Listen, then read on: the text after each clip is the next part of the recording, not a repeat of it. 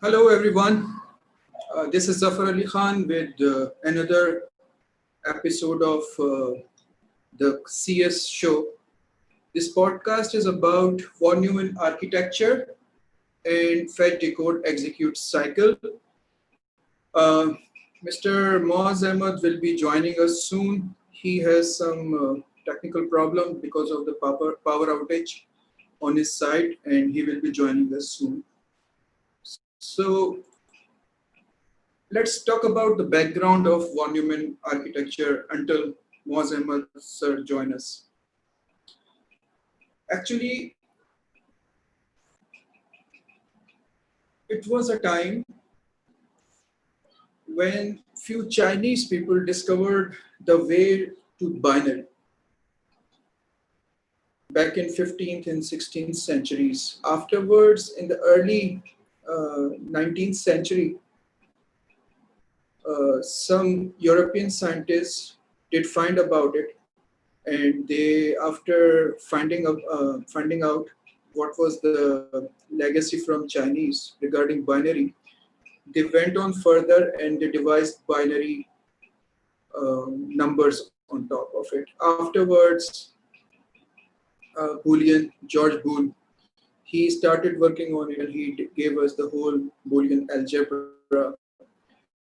Afterwards, in early uh, 1900s, few of the scientists gave birth to the electronics, and later on, everything got together to give us whatever the computer that we have today. Computer was not made by one person or one company. It was actually made in session we use nowadays. So the thing is, in the background, backends invented Enigma. Enigma was an encryption machine. So they used Enigma to transmit all their communication to their forces, and on the basis of that encrypted transmission, they were unable to. No one was able to actually decrypt it and to know that what was the next move of Germans further. So British government has given this project to few of the mathematicians at that time to work around that Enigma encryption. Hold on.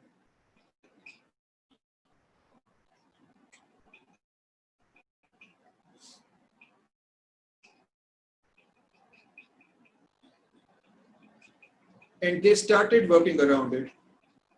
So Enigma was a writer sort machine, and it gave Germans an upper hand for sure. So with the passage of time,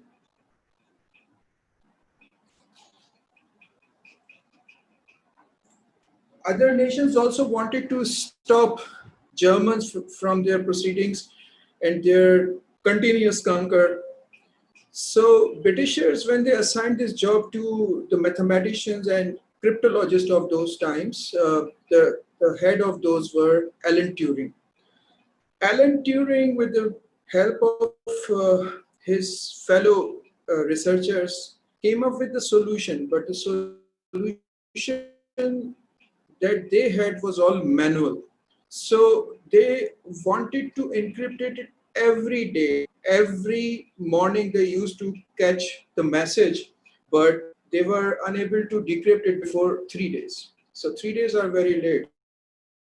They could not do anything. So Alan Turing wanted to create a machine that could do it at a faster pace. So he invented the first computer. You can easily find out Turing's machine on Google when you will Google it, and you can see that machine.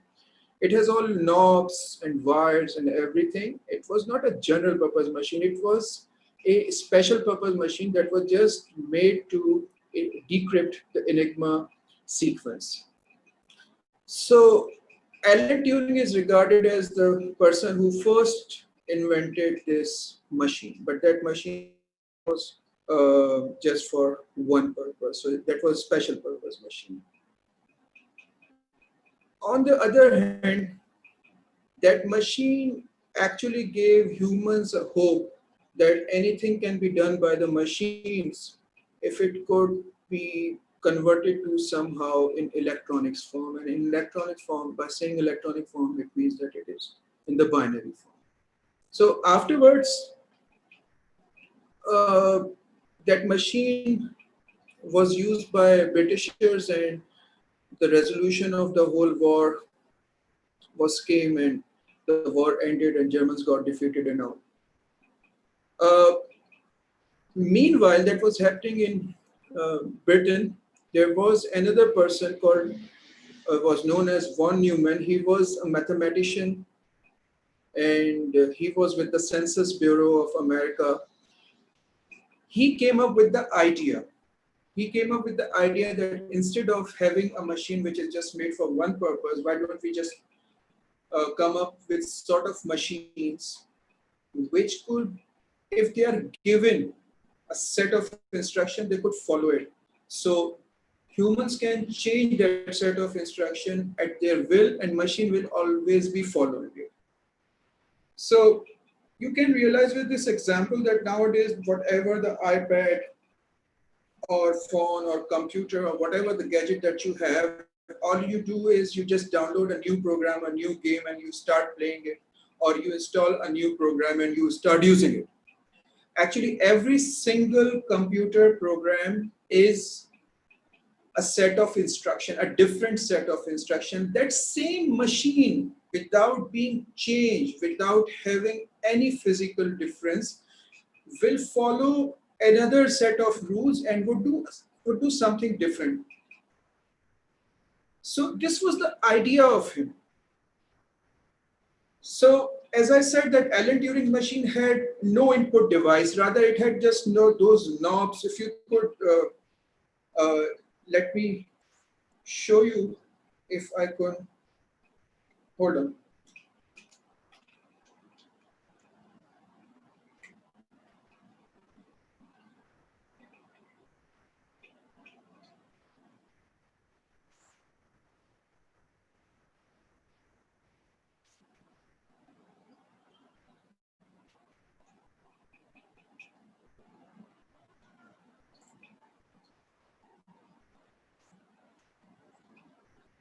Let me share this screen so that you have an idea of it.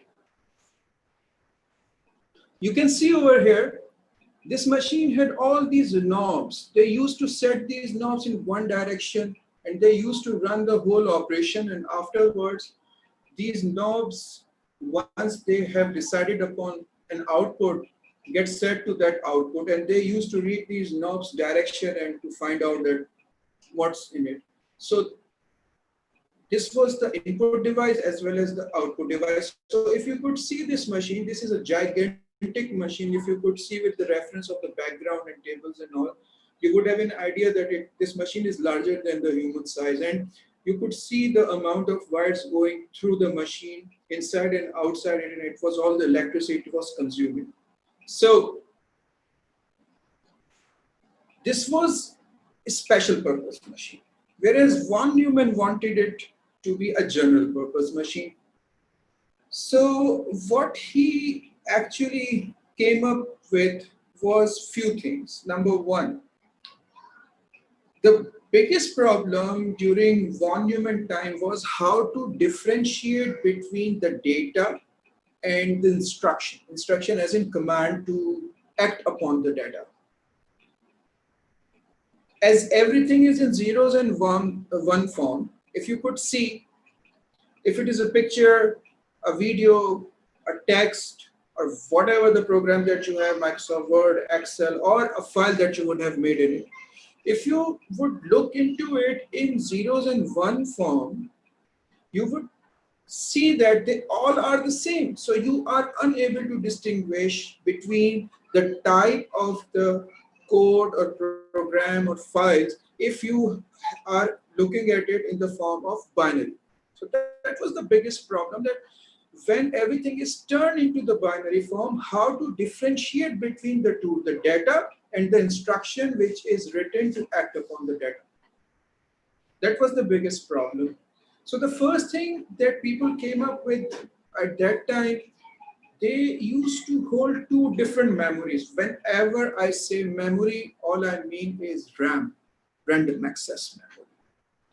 So they used to keep two memories, one for the program, the other one for the instruction. But that was not enough, as the program memory would have no idea of instruction memory, the data memory, and data memory would have no idea of instruction memory. How to unite them? It was all based on humans. So they had to keep the track of where the data is placed and how to access it and all. So Von Neumann's first idea was to put everything together in one memory. So he said that when we look at the instruction and the data in binary form, they look the same. So keep it in the same memory. Let the instruction deal with the data. What does it mean? It means that instruction is written in a way that with the instruction, the address of the data, because the data is in the same memory, not in a different one, is written. What does it mean? The instruction would have two parts, the instruction and the data's address. So you write one instruction and you write the address of data. Nowadays, what we do? We write one instruction, A is equal to B plus C. So A is data's address, B is data's address, C is data's address, and A is equal to B plus C is the instruction. So that instruction is referring to three addresses.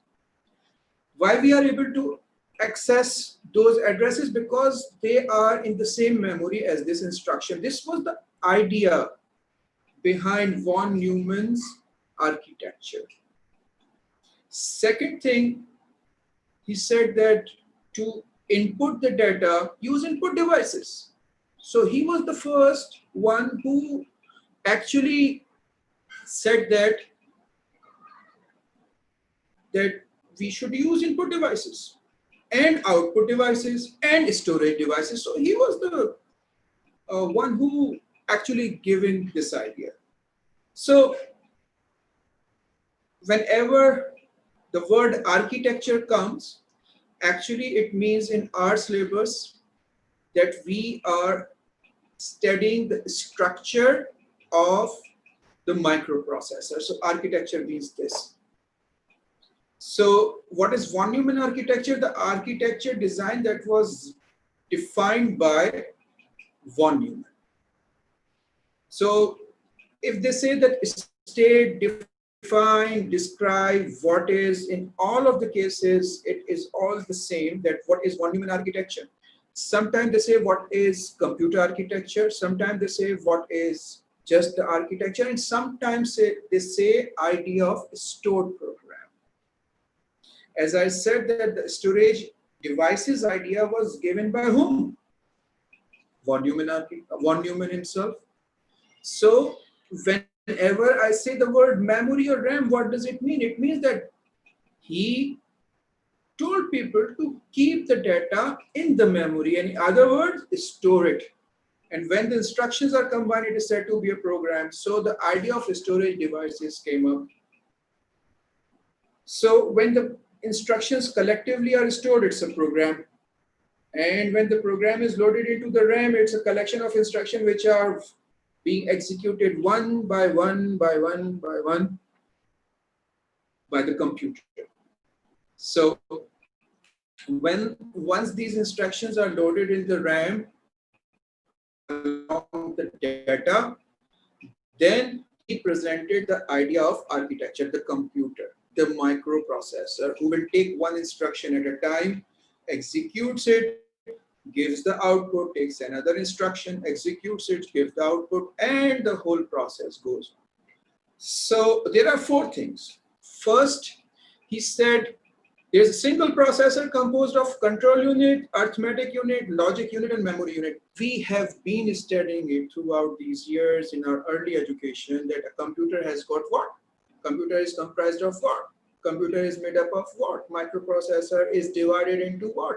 Control unit, arithmetic logic unit, and memory unit. These three things were given to us by the Von Neumann. Number two, both the programs, which means instructions, and the data will be kept in the same memory because they are indistinguishable once they are in binary form. If they are in binary form, they are the same, they look the same, sorry, and they can be kept in the same memory. So instruction will take care of their data and instruction will be taken care by the microprocessor. So microprocessor will take one instruction would have an idea of where the data lies, then microprocessor pull that data, works around it and push it back to the memory. Thirdly, the use of input, output, and storage devices to acquire the data which is stored means, as you can understand, that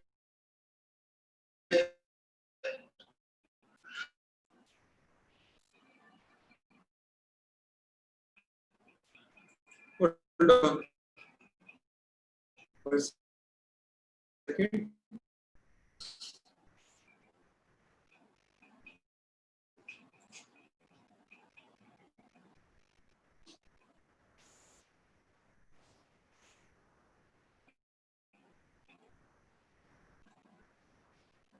So I said that what does it mean? Both programs and instructions be saved in the same memory. This is what we have discussed. Use of input, output, and storage devices. And then we have got what? The last thing, it's a sequential machine. What does it mean, a sequential machine? Sequential machine means a computer that follows all the instructions one by one. All instruction will be carried out by the microprocessor one by one. So, use of storage devices, input devices, and output devices.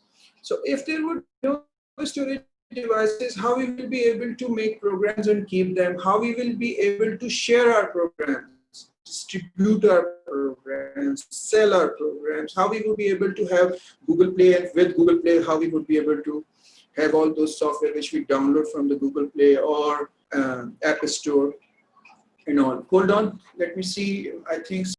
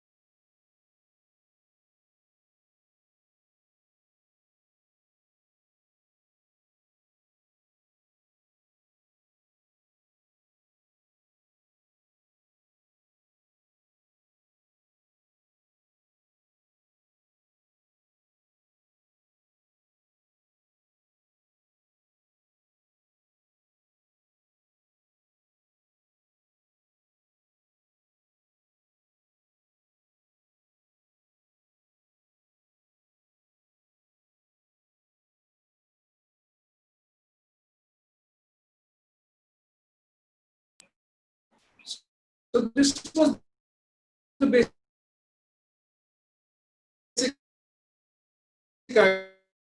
idea.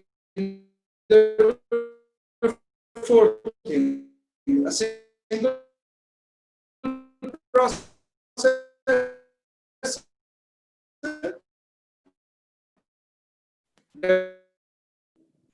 Hello, Assalamu is alaikum, made sir. up of control unit, arithmetic logic unit, and memory unit. Both the programs are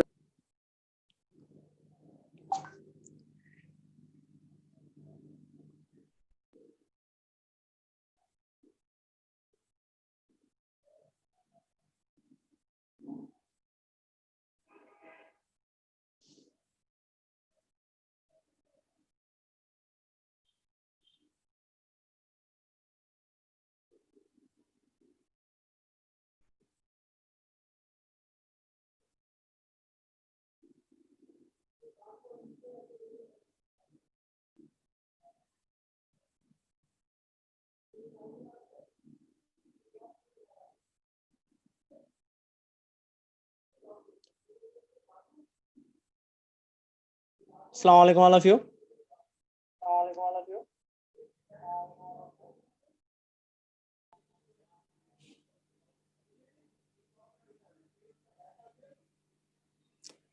Assalamu alaikum all of you. This is Maaz Ahmed and I will be going forward with computer architecture and one more thing, that is the fetch execute cycle. Inshallah Ta'ala, that our thing will be great right now, and I'm extremely sorry for the delay, and I ask pardon from Mr. Zach as well that that was a technical issue, so I cannot come up with that as soon as possible. I am here, so we are resuming from it. So Bismillah ar-Rahman ar-Rahim, starting with what is the computer architecture. So computer architecture is something you may say that whatever the design nowadays is being prepared and whatever the things are being prepared, what we are seeing as a computer is known as the computer architecture. So when we refer to the computer architecture, we refer to one name that is known as Von Neumann. And Mr. Von Neumann was something or someone that said, over here I've written his name, Von Neumann. He said that computer will not be considered as a computer until and unless there is not a MU over here. What is a MU? So first of all, we should know about a MU. MU is referred to as a memory unit. Before Von Neumann, there were two things in the computer system. Number one was ALU, as you can see over here, that is placed within the processor. And number second is the control unit or CU. So ALU is referred to as, I think so, inshallah, this will be clear to you that whatever I'm moving with my pointers. So ALU is referred to as arithmetic logic unit. All the operations that are being performed within the system is known as is being performed with the help of the ALU, because all the arithmetic and logical operation, arithmetic means plus, minus, multiply, divide, but we all know that computer can only perform a single arithmetic operation, that is a plus, and all the logical operations that are termed as we may say equal to, not equal to, greater than, less than, these are greater than,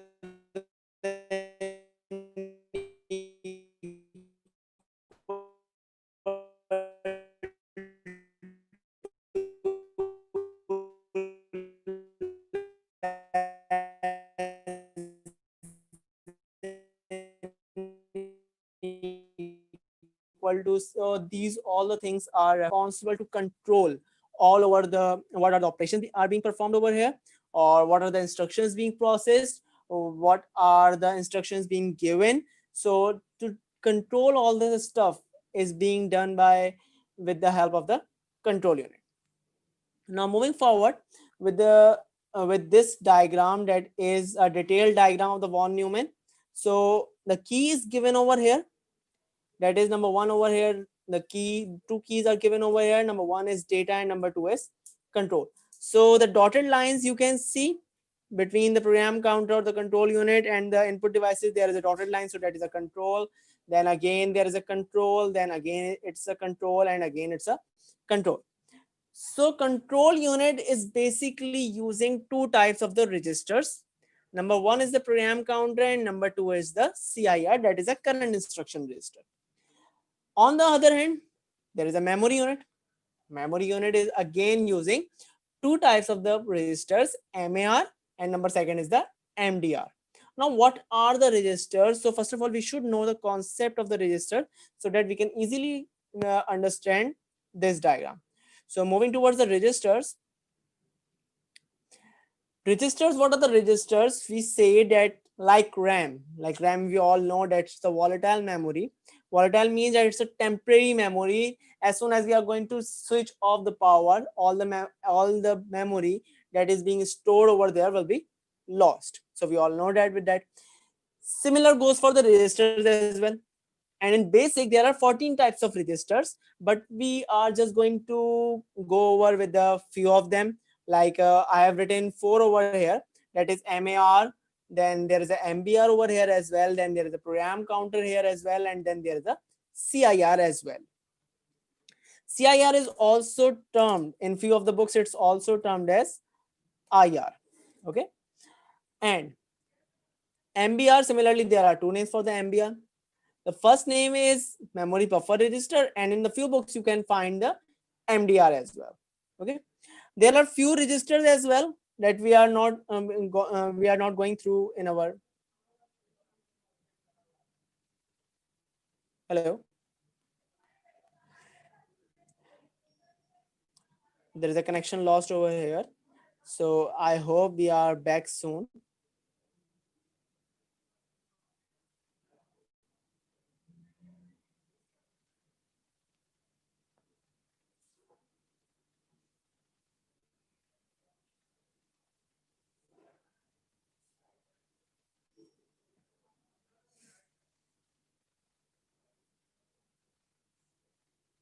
Okay, so Mr. Zach is online with us, and now, okay, moving forward, again, I need to just go ahead with my share screen so that you guys can be visible with it. I'm sorry for this technical issues, sir. I'm sorry with Sir Zach as well as and my viewers as well. Okay, so moving forward, I was explaining with MAR, that's a memory address register, and then comes about the memory buffer register. In the few books we are explaining about, or we are studying about MBR, and in the few books we are explaining about, or we are reading about MDR. Both the names are the same, so there is no issue with the name. You cannot differ with it. There are few registers as well that we are not understanding, or that we are not going to study about in our O levels or in our A levels as well. So it comes with the accumulator, and then there is a journal purpose as well. Then there is input output registers as well. So there are few as well. Okay, in basic there are 14. Why we say that in basic there are 14 registers?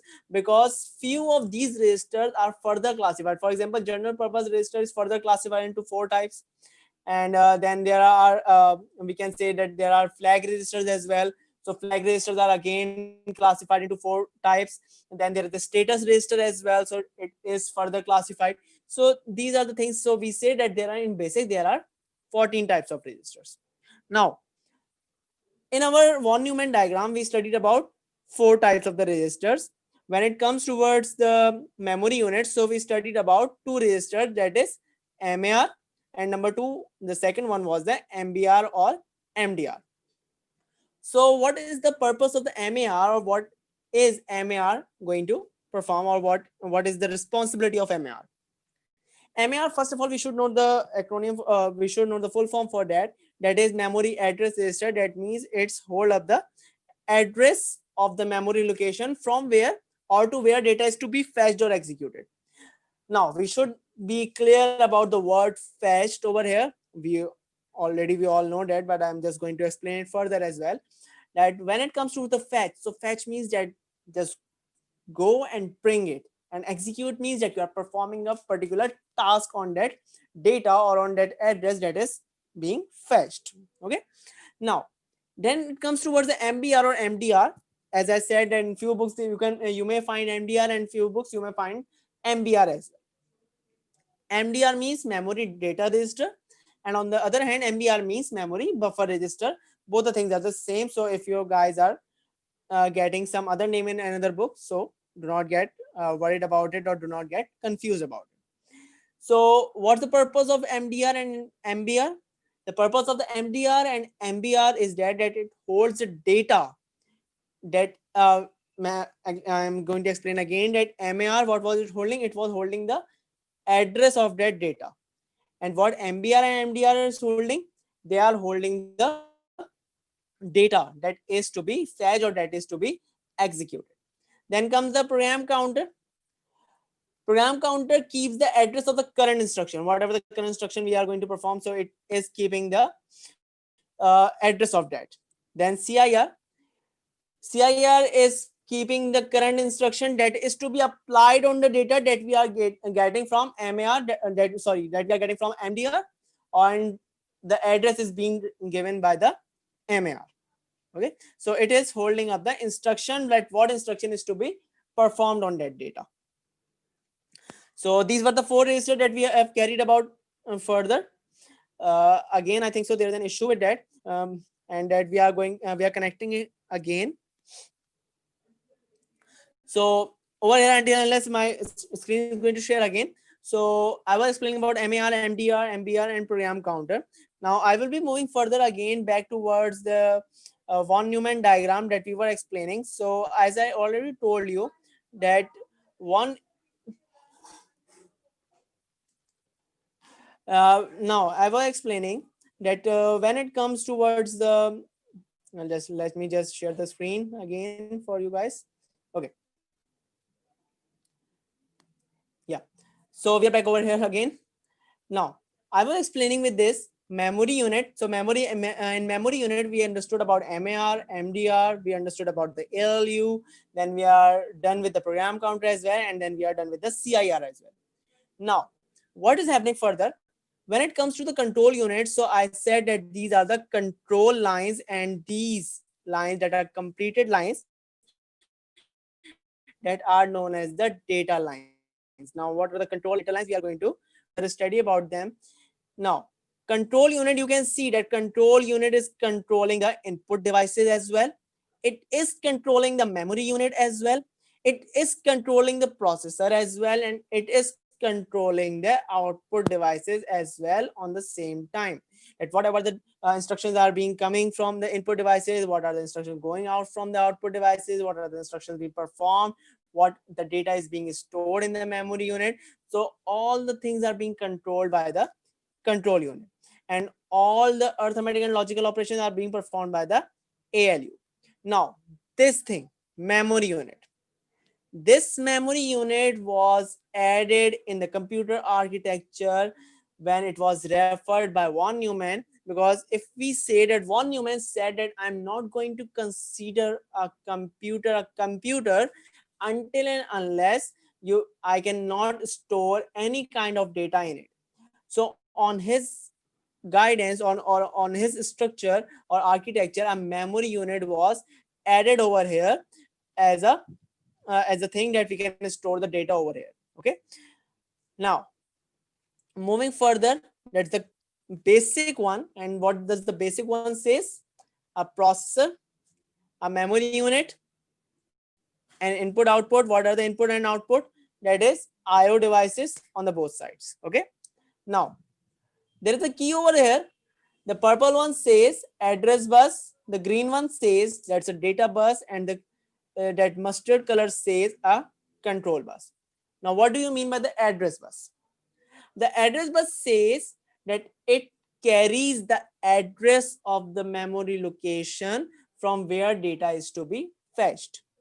MAR, the address register, was holding the address, and memory bus is carrying the address. Okay, now again, data bus, it's a bidirectional. How can you see a bidirectional over here? Processor that includes, and then it's going towards the memory as well, and then from the processor it's going towards the input output device as well. Okay, so that's a bidirectional. You can see a double-headed arrow over here, arrowhead 1 and the arrowhead 2 over here. So data bus, what's the data bus over here? Data bus is carrying the data that is stored in the MDR or MBR. So it is carrying the data from the address location to the address where it is to be fetched. Control bus, as we said that control, what's the control bus over here? So control bus is something that is controlling all the things over here. There is a connection loss once again. I don't know why this is happening again and again, but until it's going to connect again, so I'm just going to explain you with the control bus. So the control bus says that, what's the control bus? It says that it is controlling all the operations that are being performed on and off. Okay, so okay, we are back again.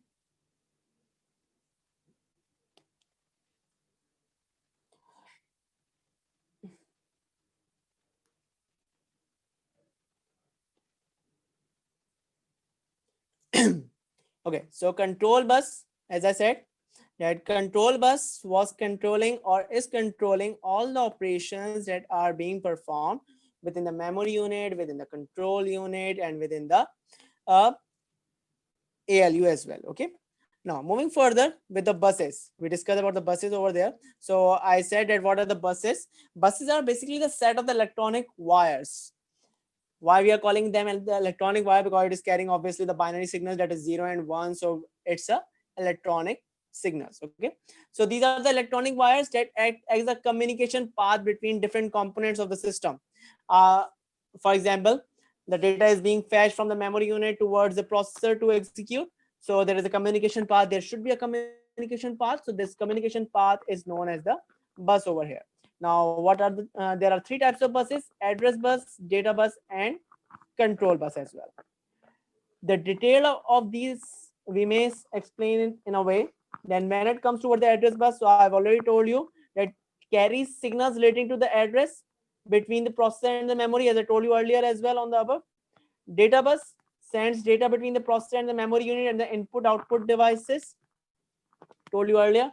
Control bus carries signals relating to the control and the coordination of all activities.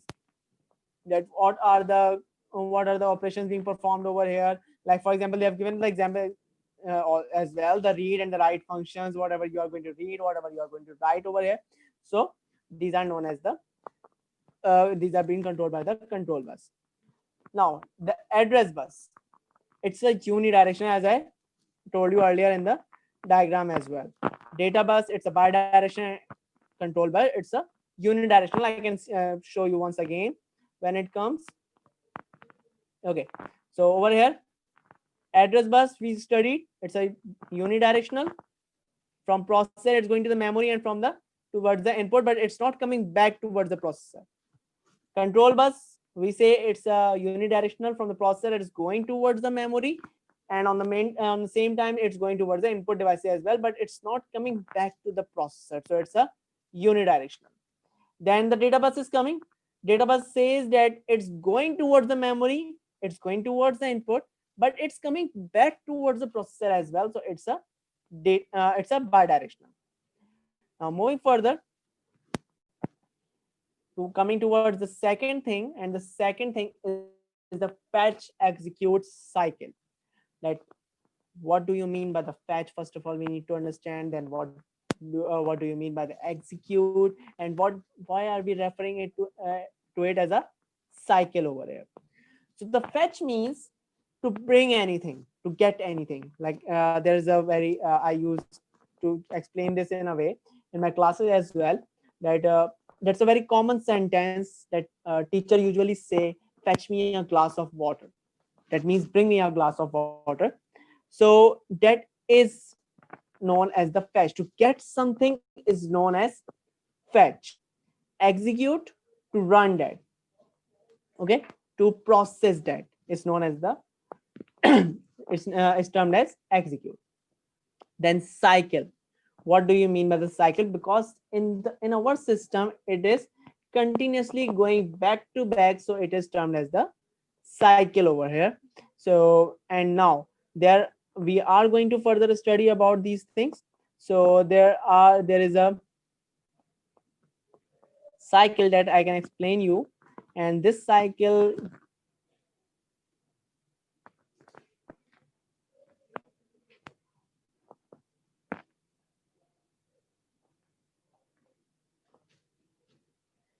okay, now I need to explain you guys with this cycle, and this cycle contains 6 steps. The first step says the program counter PC contains the address of the memory location of the next instruction which has to be fetched. As we have discussed earlier as well as the program counter, that what is the program counter?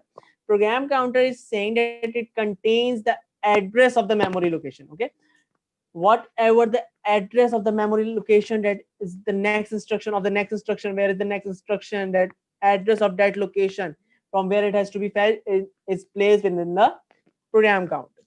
Okay, now the next thing they are saying, the address is then copied from the program counter to the memory address register. This is done using the address bus, as we have discussed earlier as well, that address bus is used to carry out the address. And where is that address stored? It is being stored in the MAR, that is a memory address register. Then it comes towards the next thing. What's the next thing over here? The content instruction at the memory location address, they are saying basically contained in MAR. What is there? MAR address is being stored in the MAR, are then copied temporarily. They are not being copied permanently, they are being copied temporarily into the memory data register or memory buffer register, that is a MDR or MBR. Further, now 3 steps are done. What are those 3 steps? The first one says program counter contains the address of the memory location. Okay.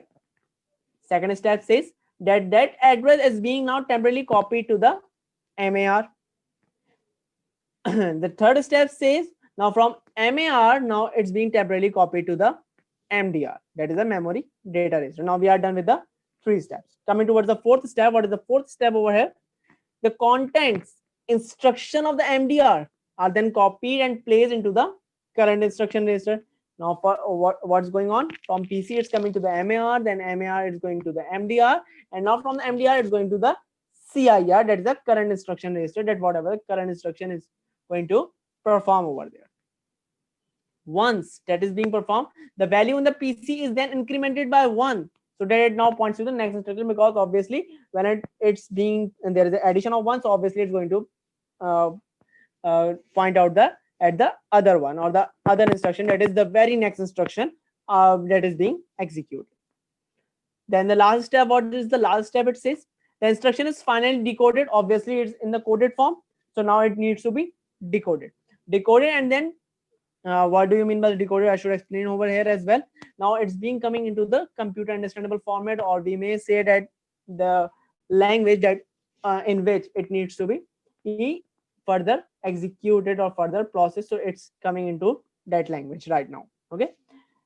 Then executed by sending out signals via the control bus. Obviously, control bus is controlling all the things to the various components of the computer system. And now this cycle is repeating and repeating until unless there are instructions to be shared or instruction to be processed. Now, what are the types of the questions that are being coming in your exams regarding that? For this fetch execute cycle, we only got a single question, that is that's the complete cycle they have asked us for, and that cycle we may say that it's only it only came just once in our past paper, that was in 2015. Okay, and now what was that cycle, or we may say that I can just show you with the past paper question.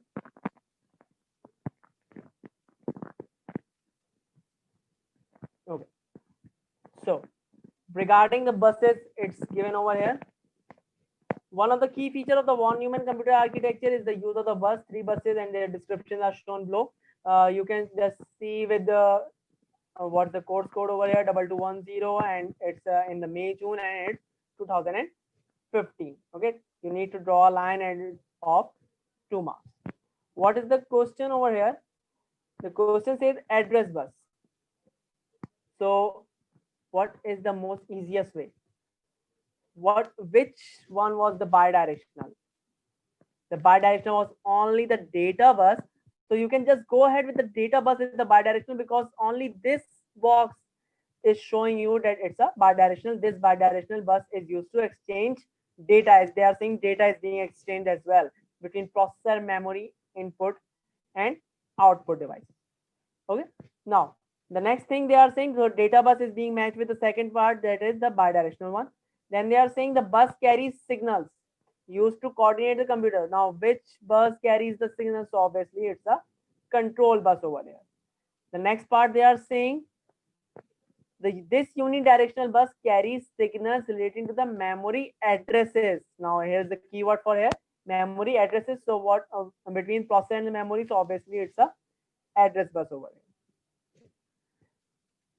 Now this is the only question that has come in your exams regarding a fetch execute cycle. So this is the only question that I have seen.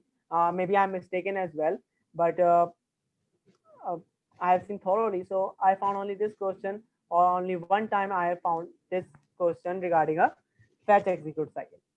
Okay, now when we were studying about the fetch execute cycle, so we find out that we only got 6 steps over there. But over here they are saying the 7 stages in Von Neumann fetch execute cycle are shown in the table. So there is obviously an additional step. So let's find out what is that additional step. So the first thing they are saying, number one, they have marked by them, the PC program counter contains the address of the next instruction to be fetched. Now, how are we going to perform it? After the program counter, next instruction is now copied to the, we know that it's now copied to the MAR. Okay. Now, this instruction is then copied from the memory location contained in the MAR and is placed in the MDR. No, it's not. The instruction is finally decoded. No, it's being decoded. So obviously it will be a last thing. Maybe. Now we can see further. The entire instruction is then copied from the MDR, memory data register, and placed in the CIR. So obviously it cannot be the one as well, because from MAR it comes to the MDR, and from the PC it goes to the MAR. Okay. Now the address contained in the PC program counter is copied to the MAR via the address bus. Now they are saying that program counter is being, or the address from the program counter is being copied to the MAR. So this one will be the part 2. Okay. Now, what's the other thing? Now they are saying from MAR it should go to the MDR, to the top one. The instruction is then copied from the memory location contained in the MAR memory address register and is placed in the MDR. So we are done with the second part. Program counter, the address from the program counter is copied to the MAR, and from the MAR now it's copied to the MDR. From MDR, it should now go to the CIR. So over here it's written the entire instruction is then copied from the MDR memory data register and is placed in the CIR current instruction register. Okay. Now from where it should go now? We are left with this one. The instruction is finally decoded. No. We are left with this one as well. The address part of the instruction, if any, is placed in the MAR. No. The value in this program counter is then incremented so that it can point to the next instruction. So obviously, this is the thing that will be the fifth part. Now, what will be the sixth part? The address part of the instruction, if any, is placed in the MAR. This is the additional part that we haven't studied earlier. So you can say that after there is an increment in the program counter, so it's going in the address part of the instruction, if any, is placed in the MAR, and the final one will be this one. The instruction is finally decoded and is then executed. So I hope that I would be quite clear with the fetch execute cycle in the computer architecture. If there are any questions, so you can just post it, and then inshallah ta'ala, with the help of Sir Zafar Ali Khan, I will be going ahead with that, and I will be explaining it further as well. Thank you so much. Allah Hafiz, all of you.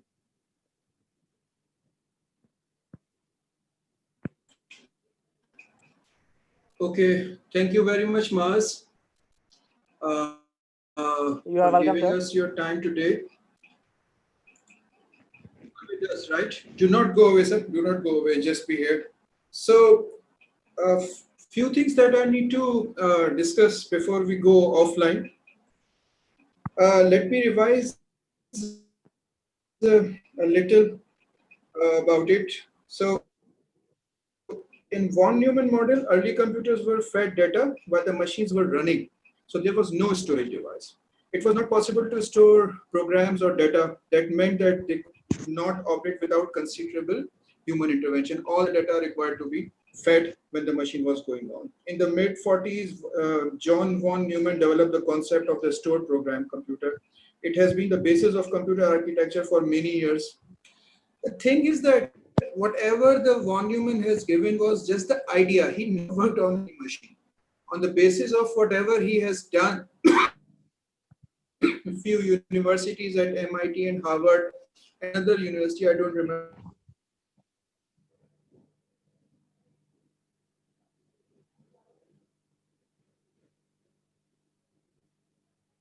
to be the idea of a stored program, the concept of a stored program. Actually, others started making computers. So earlier computer, EDVEC, EDSEC, they were based on Von Neumann model.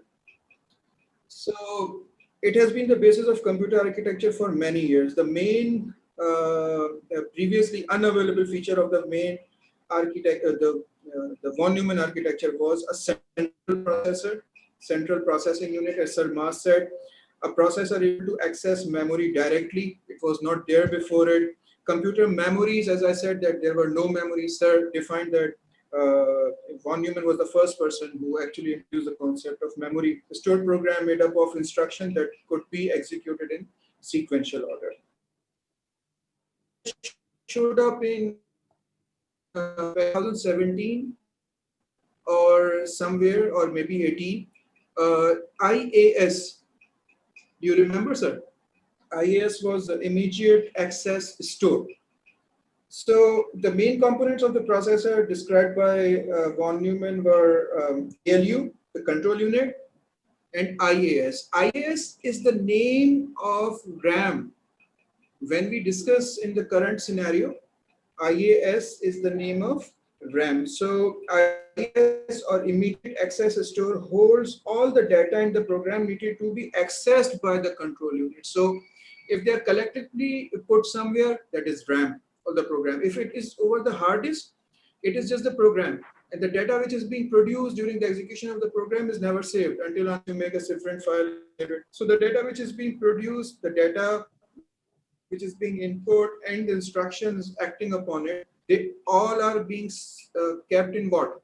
RAM. And the RAM is called IAS. The main components of the processor are ALU, control unit, and IAS. There is another component which is discussed a lot in OLevel, is the system clock. System clock is actually sending a signal along the control bus to the control unit so that control unit could work. If there is no system clock signal, computer will simply crash. So control unit, whenever the signal arrives, it starts the next cycle of the fetch, decode, execute. So that is how it works. So arithmetic logic unit, we learned that arithmetic logic unit is basically doing all the arithmetic and the logic. And then we have got the accumulator. Accumulator is actually temporary register, as sir described it. Control unit, control unit reads an instruction from the memory, and the instruction is then being system clock. A system clock is used to produce timing signals on the control bus to ensure that the vital synchronization of the clock cycle and instruction execution happens. Faster the clock, faster the computer, faster the program execution. Then we have IAS holds all the data and programs that the computer processor, CPU, needs to access. The CPU takes the data and the programs held in the backing store and put them in IAS. So IAS is another name of the primary memory. Then we discuss registers, current instruction register, location currently being read. Then we have got MDR and MBR, described beautifully by Sir Maaz. Stores data which has been read from the memory, or the data which is about to be written back to the memory.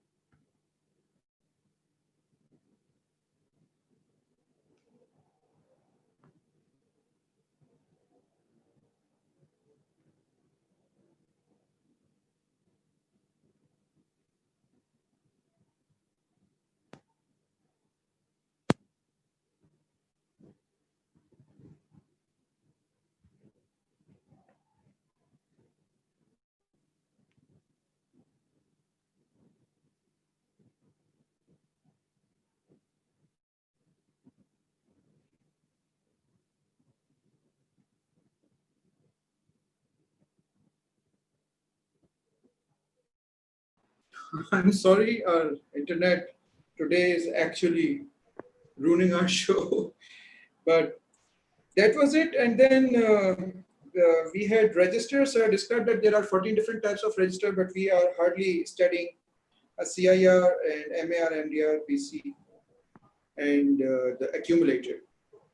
Then sir discussed about address buses and data buses. All the addresses are being running between back and forth between the memory processor along address buses and data buses are carrying the data. The control buses are actually responsible for bringing in the first address of the program and the clock signal, which actually starts or kickstarts the next cycle of the instructions. So the only remaining thing that appeared once is immediate access store. Actually, the RAM is immediate access store. So, Sir Maaz, anything else that we wanted to discuss? I think the most complicated form of question would be the steps. Steps, they will be jumbled up, and they would students would have to actually put them in sequential order, isn't it? Or would there be anything more complicated than this you expect in an exam? Sir, can you please kindly repeat again, as there was a part of the distortion in your voice, so I was unable to hear it. I'm extremely sorry about it. I was saying, now you can hear me properly? No, sir, still not. Okay. So let's call off this can you just podcast.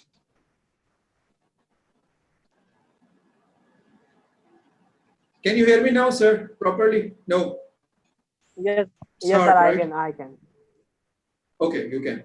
So I was asking, I think the most complicated question appeared from this topic at OLevel was just the jumbled sequence of the program fetch, decode, execute cycle. Do you expect anything else or more complicated than this that may appear in exam, or you have some idea for exam questions? No, sir, I think so. When it comes towards the OLevel, so I think so. Where I left, and you just carry out further from there. So I think so. You just fill up the gaps as well, gaps beautifully that I just left, or whatever my flaws were there. So you just come up with that, with a beautiful thing with that, and I don't think so. Like there can be anything much more difficult for the OLevel term. But when it comes to the A-level, so it can be there are the things that needs to be further explained. That like you discuss about the clock cycle as well, and the computer clock as well, and what are the frequencies of that clock, and how are we going to set them.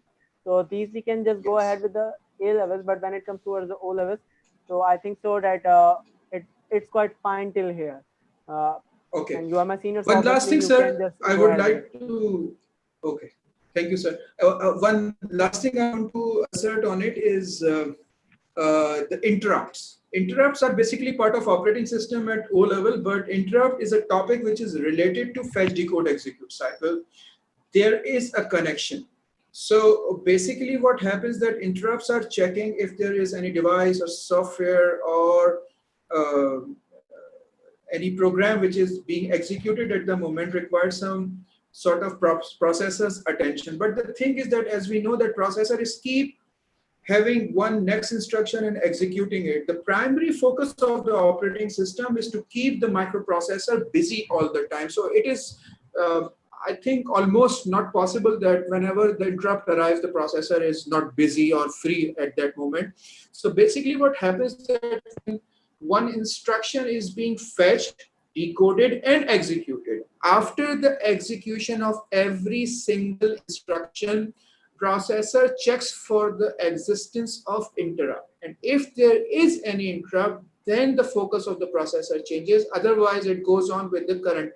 So after the cycle completes, so if there would be any question which says that what is the connection between the fetch, decode, execute cycle and interrupt, so students would have to actually understand this, that every instruction in the program is being fetched, decoded, and executed. Once it is executed, then processor changes. But since there are thousands and millions and billions of the instructions are being executed at the moment, it means that there are billion times or million times the processor is actually checking for the interrupts as well. So this was one thing that I wanted to discuss about. So let's see if there are any questions related to our podcast. Just give me a second.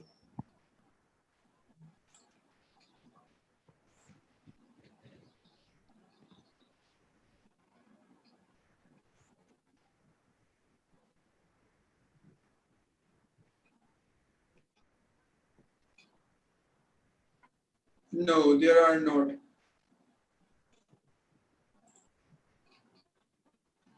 No. Okay, Sir Maaz, thank you very much for being with us, and hopefully we will have you back again You are once most welcome, again sir. That was with another topic. So inshallah.